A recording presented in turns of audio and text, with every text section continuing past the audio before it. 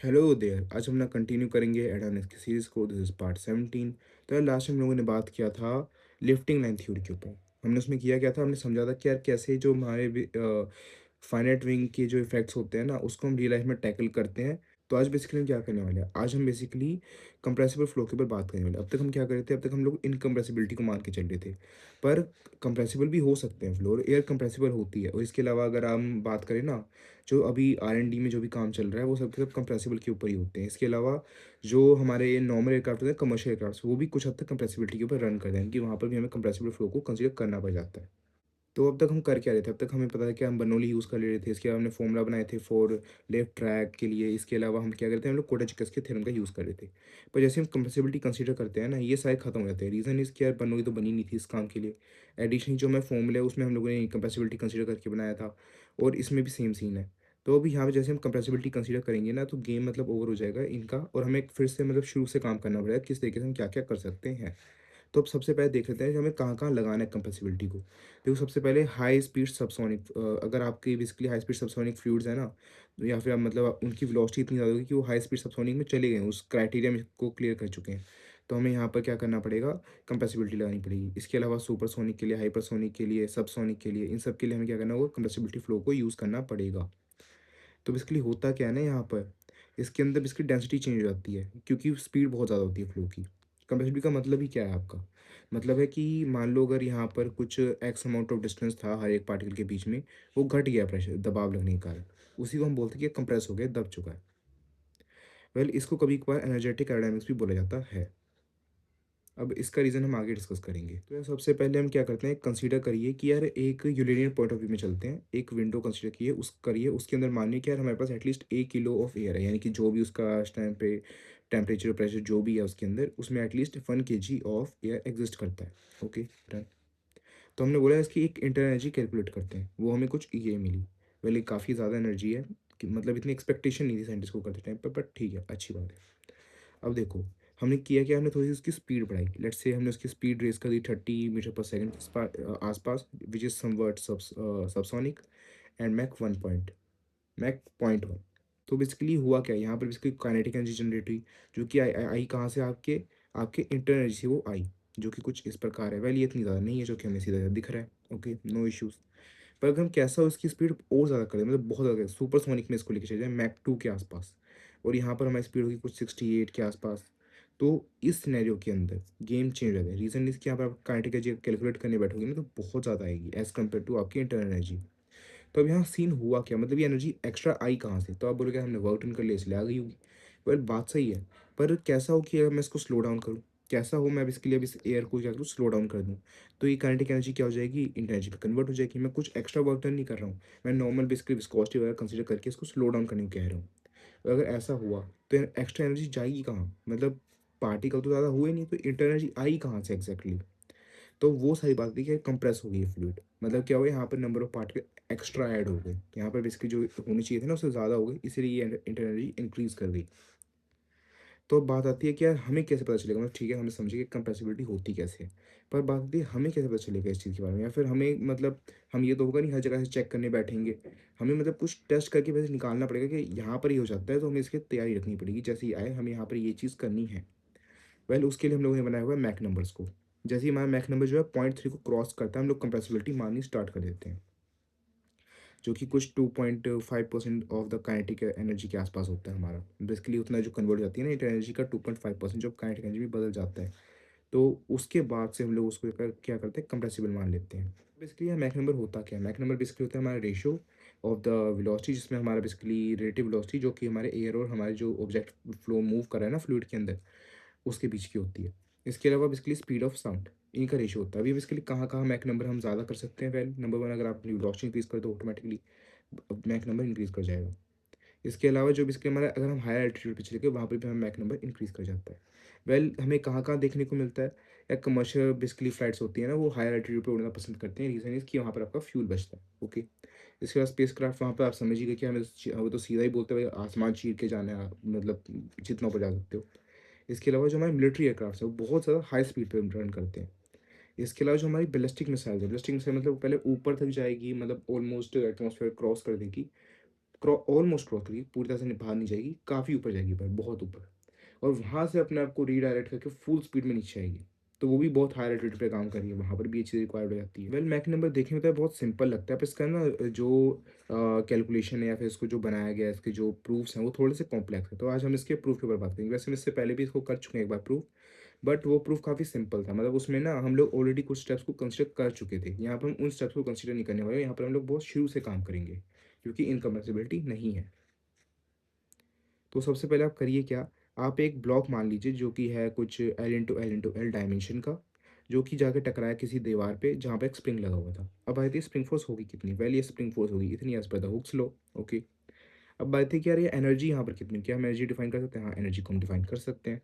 क्या हम एनर्जी से बेसिकली कुछ कैलकुलेशन करके फोर्स निकाल सकते हैं? जी हाँ, हम फोर्स निकाल सकते हैं कुछ इस प्रकार से। और अब हम यहाँ देख सकते हैं कि हमारा जो फोर्स है वो इसके प्रोपोर्शनल है। हमने यहाँ कॉन्स्टेंट डाल दिया, हमने सीधा प्रोपोर्शनलिटीज़ की बात की है, मतलब प्रोपोर्शनलिटी या सिमिलैरिटीज़ के ऊपर बात की कि हम कुछ कॉन्स्टेंट्स को हटा देते हैं, हम देखते हैं यार फ़र्क किस चीज़ से पड़ता है अपने को। तो हमने वो फ़र्क के बारे में निकाल लिया। Okay, no issues. अब बात आती है कि यार ये चीज़ तो ठीक है, ये मतलब हमने स्प्रिंग मारा था, पर यहाँ स्प्रिंग थोड़ी होगा। रियल लाइफ में तो यहाँ पर एयर पार्टिकल्स होंगे जो कि स्क्वीज़ कर जाएँगे। ठीक है, अब एयर पार्टिकल के ऊपर आते हैं। देखो एयर पार्टिकल क्या ये कोई लॉ होता है हुक्स लॉ की तरह? हाँ, बिल्कुल होता है, जो कुछ इस प्रकार का है। अब यहाँ ईवी क्या है? ये बेसिकली हमारा बल्क मॉडुलस है। ओके। और ये क्या है हमारी एल स्क्वायर है। बल्क मॉडुलस को हम एल स्क्वायर से मल्टीप्लाई करेंगे तो हमारे यहाँ पर हमें फोर्स मिल जाएगा। Well that's good. अब बात है बल्क मॉडुलस होता क्या है? बेसिकली बल्क मॉडुलस होता है हमारा change in pressure with respect to overall change in volume, basically relative change in volume you can say. और हम वो देखो, अब यहाँ पर मास तो अभी भी कांस्टेंट है, हम लोग मास को इस लॉ को नहीं हटाने वाले। तो बात ये है कि हमें अगर वॉल्यूम चेंज करना है तो हम क्या कर सकते हैं चेंज? हम डेंसिटी चेंज कर सकते हैं, बिल्कुल बात सही है आपकी। तो हम क्या करेंगे, हम यहाँ पर बेसिकली कुछ इस प्रकार की इक्वेशन पे लास्ट में पहुँच जाएंगे। अब आती है इस पे हम कैसे, इसकी अब हम बात करते हैं आगे। तो यार सबसे पहले तो कुछ चीज़ें आप कुछ हम रिकॉल कर लेते हैं कि सबसे पहले तो हमारा conservation of mass, as per the conservation of mass, जो कि हमें पहले से पता है। वो कुछ इस प्रकार, जहाँ पर डेंसिटी टाइम्स यहाँ पर वेलोसिटी एग्जिस्ट करती है। एंड इसे अगर हम बेसिकली हमारा मास कंजर्वेटिव है तो हम इसको इक्वल टू जीरो कर देते हैं, उससे हमें क्या मिलता है? कुछ इस प्रकार की इक्वेशन मिलती है। इसके अलावा हम कंजर्वेशन मोमेंटम के अंदर जा सकते हैं, जो बेसिकली हमारा यहाँ पर हमने कुछ assumptions ये रखे हैं कि यार ये हमारा इनविस्कस है, इसके अलावा बेसिकली स्टडी फ्लो है, और उसके थ्रू हमें कुछ इस प्रकार की इक्वेशन मिलती है। इसका रिजल्ट कुछ कुछ इस प्रकार का आता है। अब यहाँ पर थोड़ा पॉज लेते हैं, मतलब ब्लू वाले हमने पहले निकाले हैं और वाइट वाले बाद में। अब वाइट वाले निकालने से पहले हमें एक चीज़ करनी। तो यार हम यहाँ पे एक सिचुएशन कंसीडर करते हैं। मान लीजिए यहाँ पर आपकी एक बेल है जो अगर रिंग करेगी तो कुछ इस प्रकार के साउंड वेव फॉर्म को प्रोड्यूस करेगी। अगर हम इनमें से किसी को एक को जूम करें तो जूम करने पे हमें कुछ इस प्रकार का सिनेरियो देखने को मिलेगा। यहाँ पर क्योंकि प्रेशर कम है, मतलब प्रेशर ज़्यादा है क्योंकि बहुत नज़दीक है, यहाँ प्रेशर कम है, तो हम इसको कुछ इस प्रकार, इधर इधर अगर पी होगा इधर पी प्लस डी पी होगा। और ऐसे ही सेम डेंसिटी के कारण डेंसिटी के साथ भी होगा, इधर डेंसिटी ज़्यादा है इधर डेंसिटी कम है। ओके।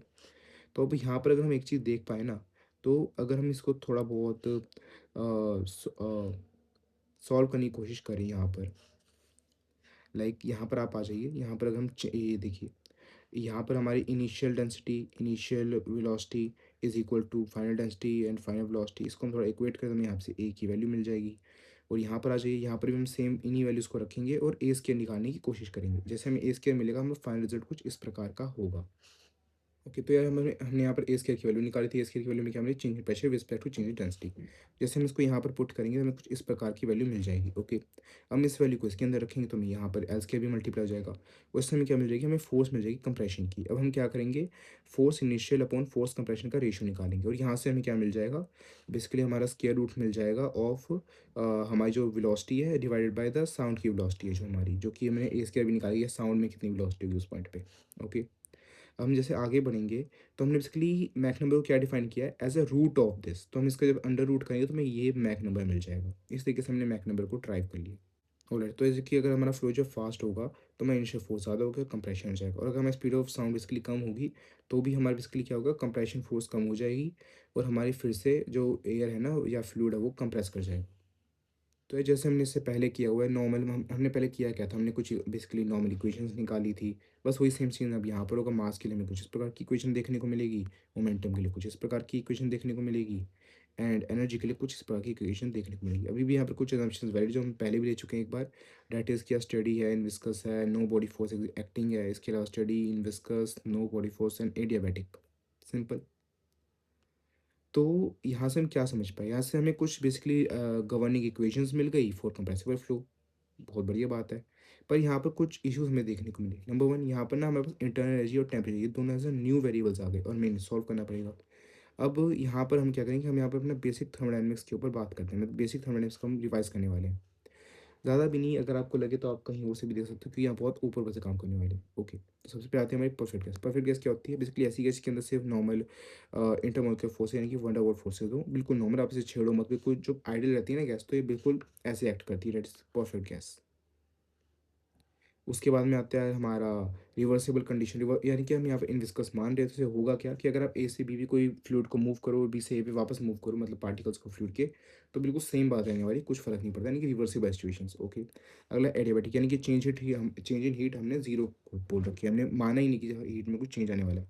ओके, अब आती है हमारी एसेंट्रोपिक। एसेंट्रोपिक मतलब क्या हुआ कि यार change, no change in entropy, यानी बेसिकली रिवर्सिबल एडियाबैटिक अगर साथ साथ एक्ट कर रहे हो, चूंकि हम ऑलरेडी मान चुके हैं, तो हम बोल सकते हैं कि एंट्रोपी में कोई चेंज नहीं आएगा, उसको हम बोलते हैं एसेंट्रोपिक।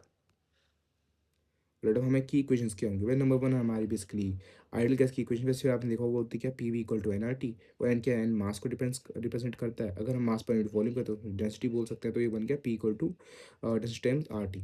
ओके, इसके बाद में आते हैं इंटरनल एनर्जी एंड इंथैल्पी। तो basically internal energy and enthalpy दोनों बेसिकली टेम्परेचर के जो फंक्शंस हैं। ओके, बेसिकली ये अगर हम इन्हें एक्सपेरिमेंटली करके देखें तो कुछ कुछ लीनियर की तरह एक्ट करते हैं, तो अगर हम उसकी इक्वेशन बनाए तो कुछ इस प्रकार बनेगी with some constants. Okay, no issues.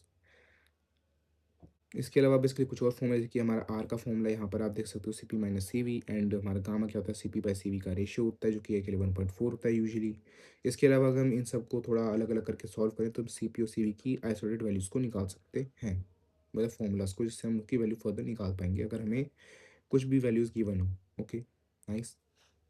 अब आते हैं सेकंड लॉ ऑफ थर्मोडायनामिक्स। तो सेकंड लॉ ऑफ थर्मोडायनामिक्स का मतलब क्या है? क्या change in entropy must be equal to change in heat with respect to time.